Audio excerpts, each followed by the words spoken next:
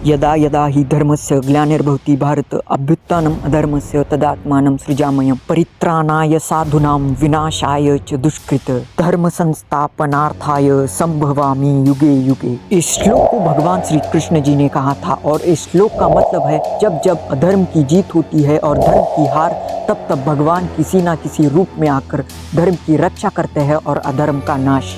और इस श्लोक को सही ठहराने के लिए 16वीं शताब्दी में महाराष्ट्र की भूमि से धर्म की रक्षा के लिए एक महान योद्धा का जन्म होता है जिनका नाम था श्री छत्रपति शिवाजी महाराज। यशवंत, कीर्तिवंत, वरदवंत, सामर्थ्यवंत, जाणता राजा।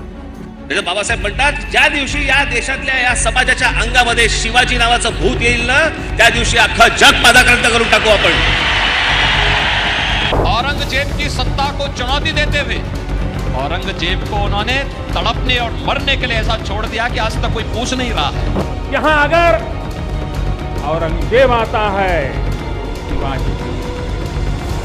मुझे इस परंपरा को देखते हुए केवल एक राजा याद आता है, छत्रपति शिवाजी महाराज। अमेरिका और वियतनाम इन दोनों देशों के बीच युद्ध हुआ था और सभी ने पहले से ही गेस कर लिया था कि इस युद्ध को अमेरिका ही जीतेगा, लेकिन जीत होती है वियतनाम की। जिसके बाद वियतनाम के प्रेसिडेंट कहते हैं कि हमने वही सिमिलर टेक्निक्स यूज किए जो कि छत्रपति शिवाजी महाराज मुगल्स के खिलाफ यूज करते थे, यानी कि गुरिल्ला वॉरफेयर।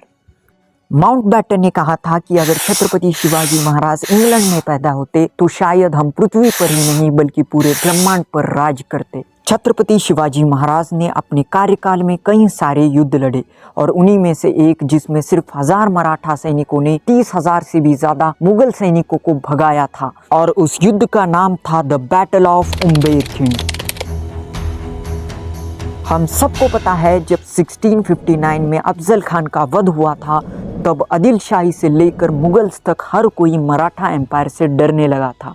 मुगल्स जिनका सपना था कि दक्षिण भारत यानी कि दक्कन पर कब्जा करने का, लेकिन मराठा एम्पायर के रहते वो ऐसा कभी नहीं कर सकते थे और इसीलिए औरंगजेब ने शाहिस्ते खान को दक्कन की ओर भेज दिया।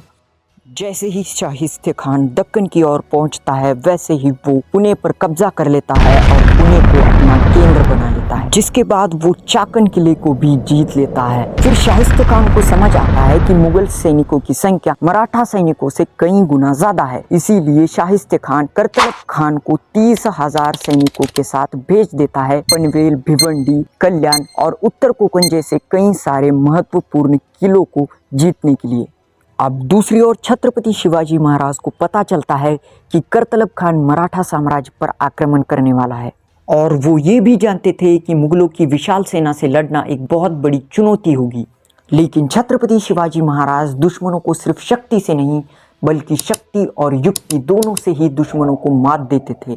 राजे ने सोचा कि मुगलों की शक्ति उनकी संख्या, धन और शस्त्रों में है और वीर मराठा योद्धाओं की शक्ति पश्चिम के उन घाटों और पर्वतों में है, क्योंकि इन पश्चिमी घाटों के बीच से मराठा योद्धा दुश्मनों को ऐसे फाड़ते थे जैसे कि कोई बाघ अपने शिकार को फाड़ रहा हो। अब छत्रपति शिवाजी महाराज मुगलों के खिलाफ युद्ध लड़ने के लिए पूरी तरीके से तैयार थे और उन्होंने युद्ध के लिए उम्बेरखिंड को चुना था, क्योंकि राजे जानते थे कि मुगलों से सीधे टक्कर नहीं लिया जा सकता, क्योंकि वो संख्या में ज्यादा थे। उनके पास लगभग 30,000 की सेना थी और वहीं पर छत्रपति शिवाजी महाराज के पास मुश्किल से 1000 की सेना होगी। तो इसीलिए छत्रपति शिवाजी महाराज मुगलों से उम्बेरखिंड में युद्ध करना चाहते थे। अब सबसे बड़ा सवाल था कि मुगलों को उम्बेरखिंड कैसे लाया जाए।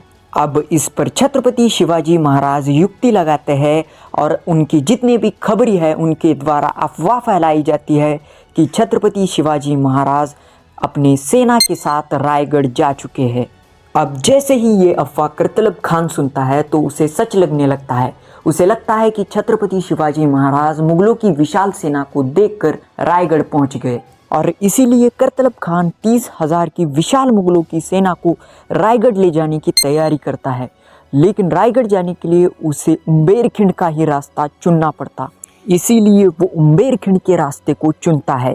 लेकिन उंबेरखिंड के रास्ते पर छत्रपति शिवाजी महाराज अपने 1000 मराठा सैनिकों के साथ खड़े थे। जैसे ही करतलब खान अपने सैनिकों के साथ उंबेरखिंड पहुंचता है, वैसे ही उस पर छत्रपति शिवाजी महाराज और उनके सैनिकों द्वारा ज़ोरदार हमला किया जाता है। ये हमला इतना खतरनाक था कि मुगलों की सेना इस हमले को देखकर डर गई और वो इधर उधर भागने लगे। इस हमले में मराठा योद्धा उंबेरखिंड के पहाड़ों के बीच से तीर, तोप, तलवार, पत्थर जो कुछ मिलता उससे मुगलों को मार रहे थे। अब इस युद्ध में 5000 से भी ज़्यादा मुगल सैनिक मारे गए और कई सारे तो भाग चुके थे, जिसके बाद करतलब खान को समझ आता है कि अब बचना नामुमकिन है और इसीलिए करतलब खान छत्रपति शिवाजी महाराज के चरणों में जाता है और अपने आप को आत्मसमर्पण करता है, जिसके बाद छत्रपति शिवाजी महाराज उसे जीवन दान देते हैं। और इसी के साथ छत्रपति शिवाजी महाराज एक और बार अपने दुश्मन को मात देते हैं। वीडियो को यहाँ तक देखने के लिए धन्यवाद। और अगर आप चाहते हो कि इस वीडियो का पार्ट 2 आए, जिसमें हम जानेंगे कि छत्रपति शिवाजी महाराज ने शाहिस्ते खान को पुणे से कैसे भगाया था, तो इस वीडियो के कमेंट सेक्शन में ज़रूर बताना।